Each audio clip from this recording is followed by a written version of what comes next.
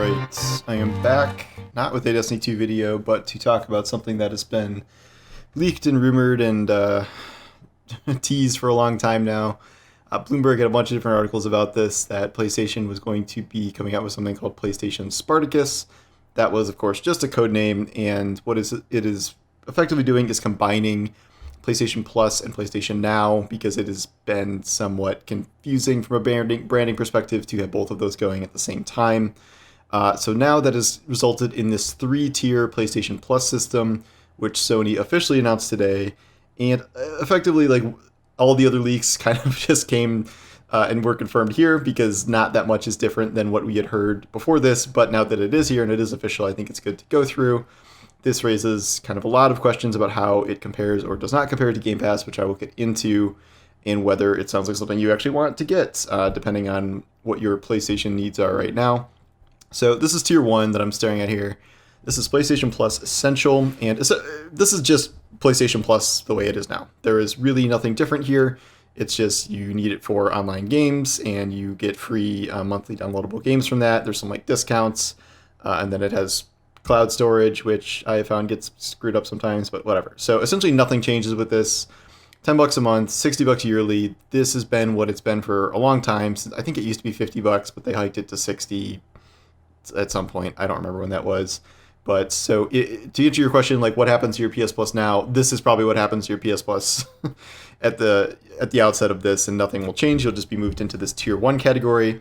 But things start to get somewhat interesting as you upgrade to PlayStation Plus Extra.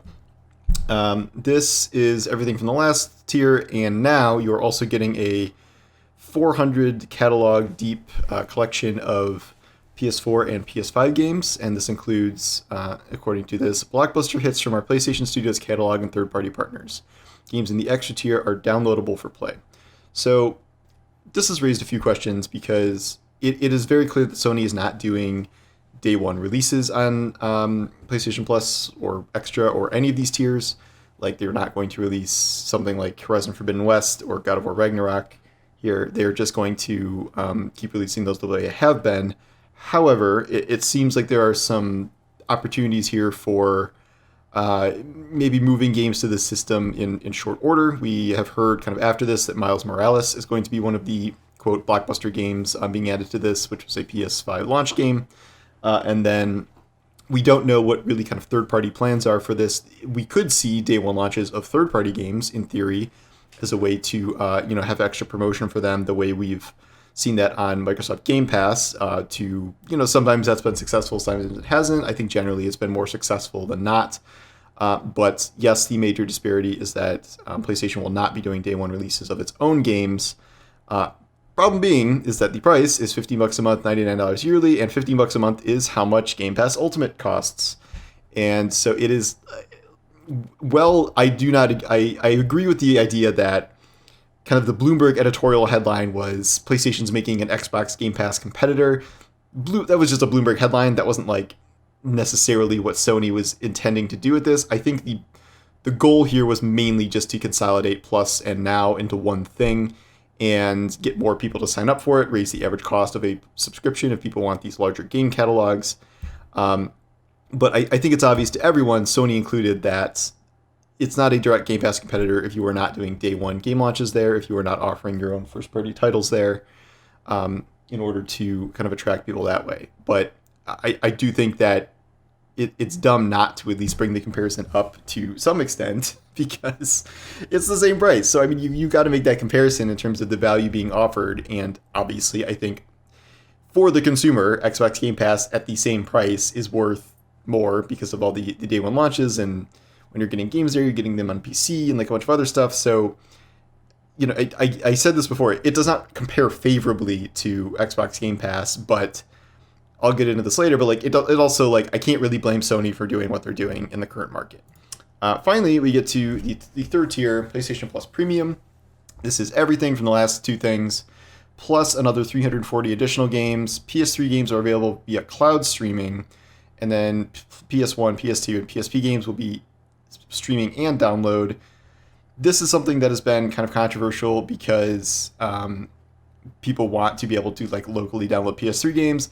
there's something is like wrong with like the PS3 architecture where it's like so convoluted and screwed up at this point that like Sony can't even figure out how to like emulate their own games to like that's kind of the short answer to this, but like it does come off as kind of goofy that you just can't download PS3 games for whatever reason. Like that console was kind of a hot mess in a lot of ways, and came with a number of issues that Sony doesn't seem to want to work through or spend the time and money to work through them in order to get that going. I personally don't care about this like at all. Like I really don't care that much about old PlayStation games. Anything from pre PS4 is probably not something I'm ever going to be playing.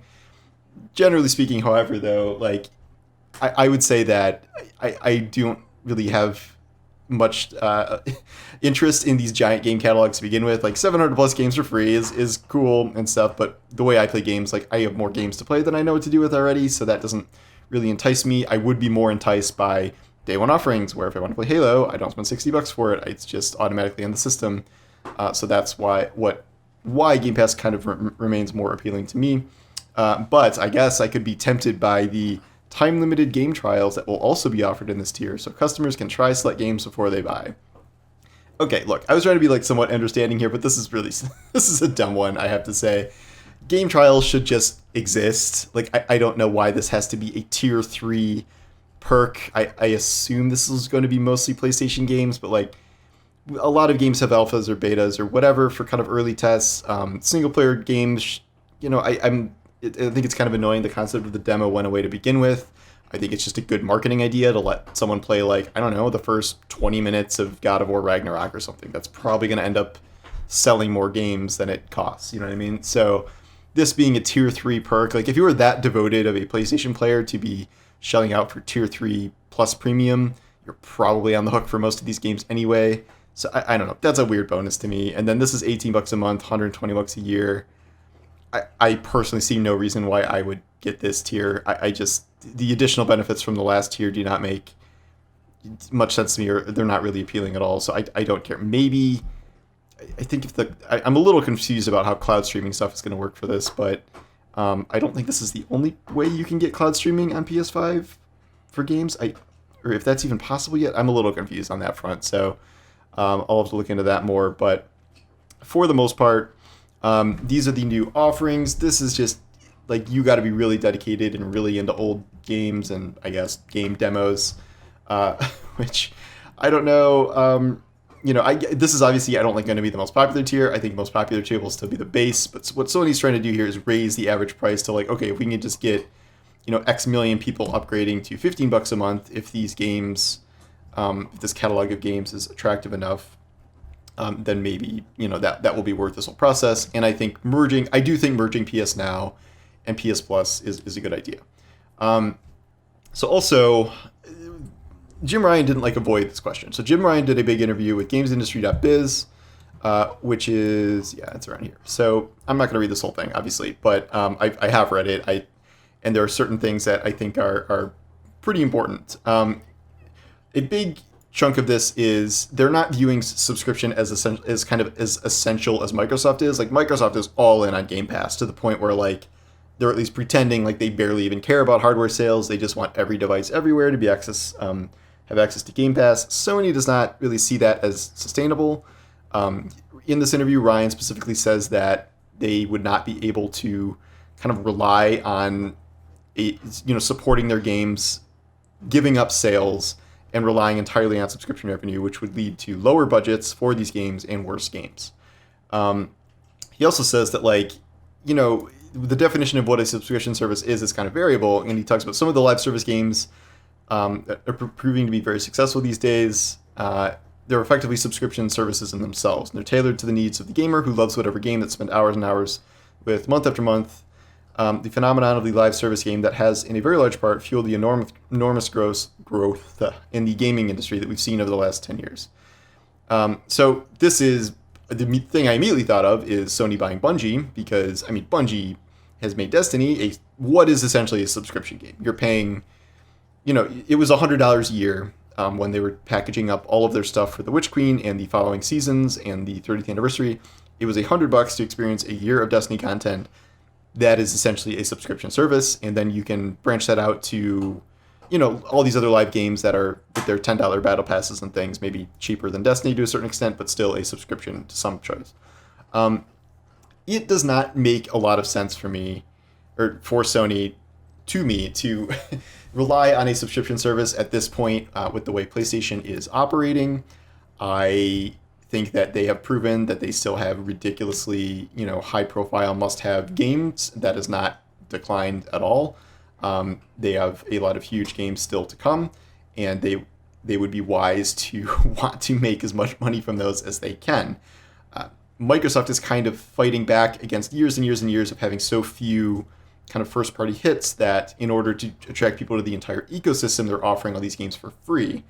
And that creates kind of weird situations sometimes where like Halo has a ton of players at launch and then it drops off right away, even though it's kind of supposed to be a live, ongoing multiplayer game. Whereas Sony seems content to just rake in millions and millions and millions of sales of their games that continue to be critical hits, Game of the Year contenders, etc. Whether this is sustainable over the long term is kind of a larger question about kind of the direction of the industry as a whole. But at this point, it would not make sense for Sony to be this far in front. They're kind of tied with Xbox this generation, but only because of supply shortages. But the games they're releasing are doing great, selling well reviewed, everything in that nature. And it would not make sense for them to suddenly be like, all right, you know what, we're going to give up these $60, $70 sales and just put everything on PlayStation Plus Premium. The money they would lose, I don't think, would come even close to what they would gain from the subscription revenue. I don't think that would work out for them.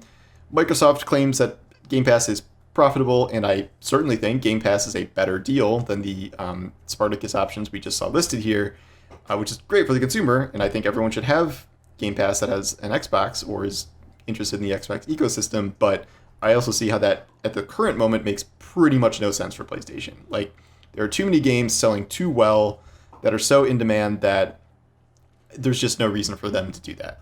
That may change in the future if Jim Ryan is wrong and the entire industry moves even more toward the subscription model. That could change, and if Xbox amasses some huge lead just based on the back of Xbox Game Pass, maybe Sony will shift their strategy. But that doesn't happen. So why would they switch their strategy now when all of this stuff is kind of still in the middle of unfolding and they are still launching these massive games that are doing incredibly well? I do think they were really trying to push their luck here with the price increase to $70. It was just very poor timing, and I think it remains a bad look. I still think that was a fundamental mistake to up game prices to $70 as Microsoft is launching all of their new games effectively for free, with the Game Pass subscription. It's just, if you're trying to compete for the hearts and minds of consumers, I don't think that's a way to win things in your corner. I do think that the $70 price can hurt some games. I imagine that a game like Returnal was hampered by the $70 price points, and that could have been a game that maybe did even better, or provided even more value if it was launched on PlayStation Plus Extra or whatever the mid-tier one is at launch. So maybe it should be a case-by-case basis, and maybe we will see at least a couple day one launches, but probably not for the highest profile games. Or if a game is underperforming or a game they wish they had more eyes on, they can kind of scoot it on over to that. So I think ultimately this will be more value for players. For not that much more, for an extra $5 a month, you could at least get to the mid-tier. I am less sold on Tier 3, but that is really only for enthusiast diehards. So this isn't a very exciting announcement or anything. It's not like a huge deal because it's not anything we weren't expecting, and it's also not really game-changing in the way Game Pass was, offering all of those day one games for free and offering dual PC copies and all the stuff Game Pass does. So I think this was the right move for Sony at the given time. But obviously, for the same price, Xbox is a better value within a console ecosystem, if that makes sense. So no, I do not have any Microsoft wins, Sony wins, points to make here. I think it's a complicated situation with pros and cons on both sides. But ultimately, I think PlayStation made the right call here, and I understand why they're doing what they're doing, even if it does not compare super favorably to Game Pass. So anyway, those are my thoughts here. We will figure out a time to turn my camera back on for videos when my office is not a total disaster. We just brought Evie home. Evie met Noah, which was very cute, as you might imagine, and they will be in future videos hanging around. But I gotta reassemble my office here. But anyway, thanks for watching, and I will talk to you guys later. Take care.